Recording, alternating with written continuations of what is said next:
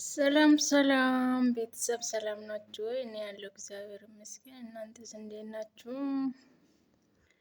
እስቲ ዛሬም አብረን እንቅስቃሴ እናድርግ በቤታችን ውስጥ ማለት ነው። እና አትስነፉ እንደኔ። እኔም እየሰነፍኩኝ ነው፣ ያው ጊዜ እያጣሁኝ ነው። ግን ዞሮ ዞሮ አብረን እንስራ።